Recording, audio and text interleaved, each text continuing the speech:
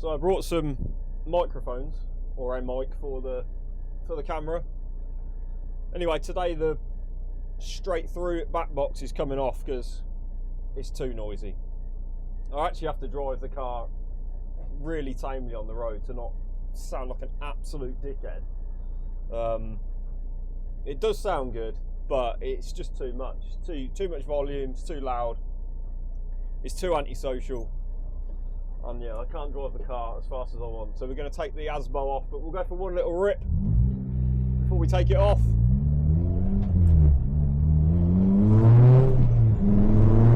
So this is how I that's as much as I can really drive it fast or in housing estates and other built up areas, because it's just too loud. Even like this, it's quite drony. Like, don't get me wrong, it sounds good, but we're not a central circuit.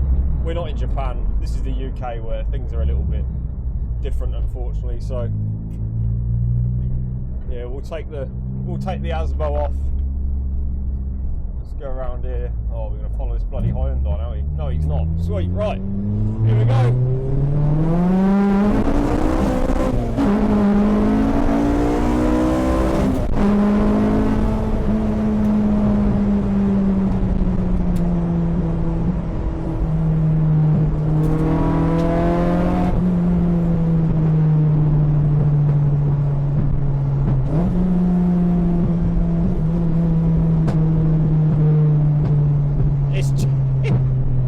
It's just too much. It does sound good, but yeah, it's not for me. So anyway, we'll head to work. We'll do a swap over. Annoyingly got to take the bumper off, but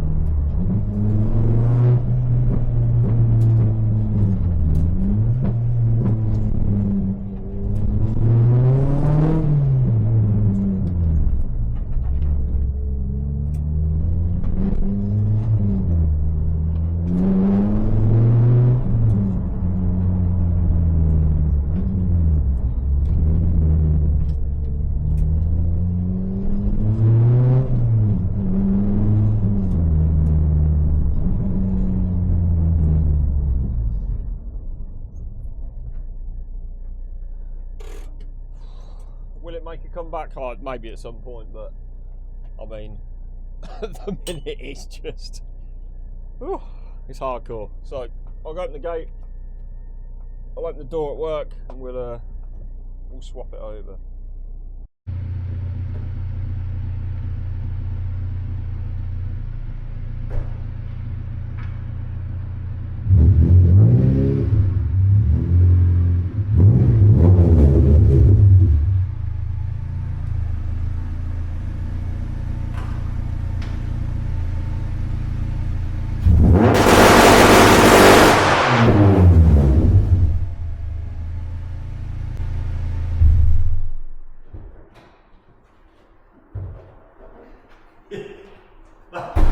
That's too much.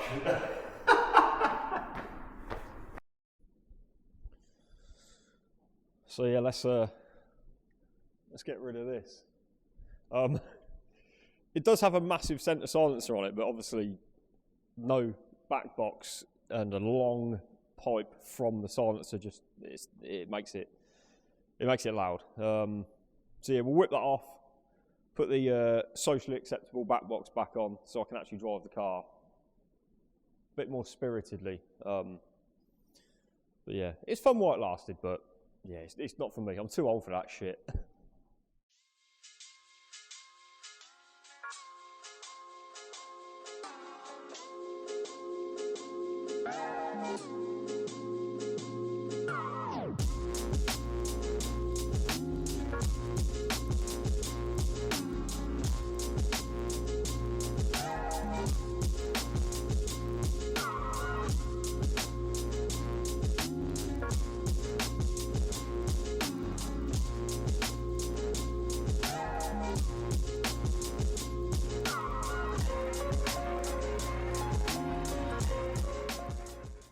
Right, so we've put the better sounding back box back on, in my opinion. An unpopular opinion, but loud doesn't always mean better. That thing, it sounded good, don't get me wrong, if you wanted to be a bit of a knob and hear the full rasp and the power of the K24, fair enough, but this, in my opinion, sounds better. And actually, on a two-step, this, I think, also does sound better. It has more of a WRC style tone to it than that. Just it sounds nuts, but yeah, it's not me. So yeah, back box back on. We'll throw the bumper on. I'll throw the camera back in the car and we'll go for a little drive home and yeah, crack on. But yeah, I'm actually happy to have this back on. I feel like I can drive this a bit more now and not feel like I'm gonna piss everyone off where I live or anyone that's just walking down the road. So yeah, let's throw the bumper on and we'll get out of it. So there we go, stock exhaust back on. Oh, I'm so happy, it sounds so much better. I actually think it sounds nicer because you can hear more of the engine and the actual mechanical induction rather than just all the noise out the back. But yeah, if anyone doesn't know this car or hasn't seen it before, this is my EK9. It's K24. It's a basic Frank build, so K20 head, K20 oil pump, and 3-inch intake, RBC 70mm throttle body, and a 3-inch exhaust with a budget K-tune swap header, decat obviously, and yeah, that's about it. I made the exhaust myself, all the work I've done myself. So yeah, it's mega. I love it. I've had this car 15, probably going on 16 years now. So I love it. Yeah, it's 262 horsepower, 200 pound-feet of torque, which makes a big difference over a K20. To be fair, this, through the whole power range, or through the whole power band, it makes 20 to 30 horsepower more than a K20 everywhere, and similar torque numbers as well, 30 to 40 foot-pound more torque everywhere. So yeah, it's a mega bit of kit. I love it. But yeah, let's go for a drive. Stock back box back on, way more socially acceptable. And to be honest, I love it like this. It doesn't sound like it's falling apart, which is a weird thing to say, but when the other exhaust is on, it's just the noise is just too much. I mean, don't get me wrong, this isn't exactly quiet. It's still a stripped out, no sound deadening, big tyre, coilover suspension track car. So on the road it's still noisy, but just the exhaust noise is so much more manageable, so much nicer. Anyway, we'll turn left here and go down the windy road, although I think the Saints or someone's playing. I think the car parks are getting full up, but oh, this guy's beat me, got me on the jump. Oh, so much nicer. Oh, I'll tell you, quiet exhaust of the future. And to be honest, the reason I built this exhaust originally when I first K-swapped the car was to get on Bedford Autodrome. Like, if you can't get your car on Bedford Autodrome, which is essentially our local track, then you're pretty, well, I'd say you're screwed, but that's the one track. If you can get on Bedford, you can pretty much get on anywhere, because it's like one of the worst tracks in the country for noise. So yeah, I love it. There's some police. I wonder if that's police behind us, potentially. So we won't rip it here because there's a Volvo behind, and you know what Volvos are like.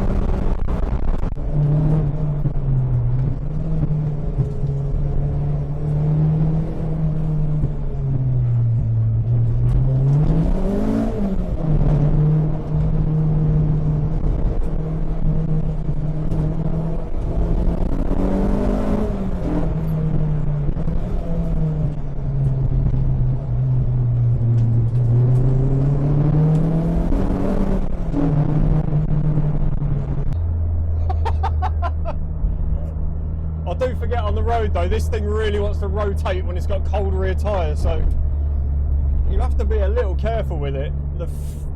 It's really on the nose. I love how this car drives. You barely have to put any steering input in on the front axle to just get the car in and around the corner, and then you can, when you're in the corner, you can pretty much turn it on the throttle. So I love this car. I love the way it handles. I love the way it drives. I love the engine, the power delivery. I love the fact it's got power steering. Like, if you've got a K-swap car and you haven't got power steering, CJ, I'm talking to you, just get it. No, it hasn't got feel. I like the feel. No, trust me, just put power steering in it. Also, I've got a honed servo delete on the brake with I think I've got a 15/16 master cylinder. Either way, getting rid of the servo is a mega upgrade on these. It's such a good pedal feel, modulation. Like, the effort you put in is the effort on the brake, which is amazing. And yeah, just a good car. I love it. So my top 5 mods: K24, obviously. Power steering is a must. Big wheels and tyres, I think, just work so well with the K series. This car unfortunately doesn't have a diff, so the 17x9 with the 235 on the front works really well. Staggered wheel setup, I also love. A small tyre on the back really helps you rotate the car and drive it on the nose. Yeah, the home master cylinder or servo delete kit is a must. Power steering, I think, I can't remember what I said. K-tune shifter, a lot of people don't like these, a lot of people like the hybrid racing, but I think there's 2 different camps. The Acuity stuff is very good, so maybe one day I'd like to upgrade to an Acuity, but I love this K-tune shifter. It's designed basically like a factory shifter with the return spring, so it's brilliant. What else? Basically keeping a full dash. It's actually, you could do some miles in this, it's pretty comfortable. The Bride Zeta 2 is actually a really comfortable seat, I love it.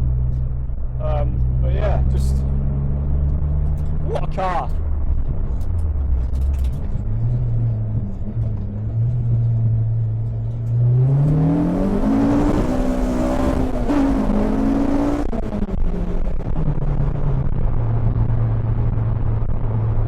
It's amazing. Oh. It does need an LSD though. It is really lacking in sort of second gear out of a corner. It's not too bad in a straight line, and it's actually good, pretty decent in a straight line. But yeah, on track it definitely needs a diff in the front. So at some point we'll upgrade to a diff, and then I think there's not a lot else I'd do to this car. In my opinion, it doesn't really need any more power. I think the amount of power for the chassis is perfect. The suspension, I would love to upgrade. There may be something coming in the future. Springs and dampers, basically are old D2, so they're not great. They're not terrible, but they're not great. And then tyres at some point, I've currently got the Zestino Gretsch, the 07 RS's, so the soft compound. They're actually a banging tyre for the money. Highly rate them, I love them as a tyre. I'd like to step into something like an AO52 Yokohama, something very track biased, but to be honest, the price of them, I can probably get 2 sets of Zestinos for 1 set of AO52s, maybe even 3 sets, but definitely 2. So, oh, and I also need to put a sun strip back on the car, so I took the little Honda Primo sun strip off, and now I've realised on a sunny day I can't see shit all, but luckily today it's cloudy, so it's not too bad. I just love this thing, like even third gear just freaking amazing. What a car, what an engine, what a chassis. Put a K series in a 90s chassis, it is the way to go. Okay, it's hard buying a 90s chassis nowadays because, let's face it, most of them are rotten and absolutely fucked, or you have to spend a fortune on them. But if you want a track car for under 15 grand, if you can find a 90s Honda that's been K-swapped, that's been done properly, that's not been half-assed and bodged up a bit, I cannot recommend these cars for track enough. They are just the best things. I'm obsessed with this car. Like I said, I've had this car 16 years. 2008, I think I bought this. So yeah, long time. I love it. I just absolutely love it. Even with a shittier core gear knob. Because I stole the gear knob out this to put it in my daily, but I do want to sort the door cards out. I want to get some top halves of EK door cards in black so I can finish the door cards off, because it looks a bit crap along the top. But yeah, apart from that, it's a banging car. But anyway, yeah, thanks for watching. Potentially this is my first YouTube video. So yeah, I hope you've enjoyed it. I hope you like the car. We'll do much more with this year, or at least I hope to. I'm going to try and do some other videos of driving other people's cars now. I've got some mics and all that sort of stuff. So yeah, but thank you guys. Enjoy yourselves. Have a good bank holiday. Have a good Easter. Don't eat too many Easter eggs. If you've got children, make sure you eat all theirs, because they have far too much chocolate nowadays. But anyway guys, thank you. I'll see you soon. Have a good one.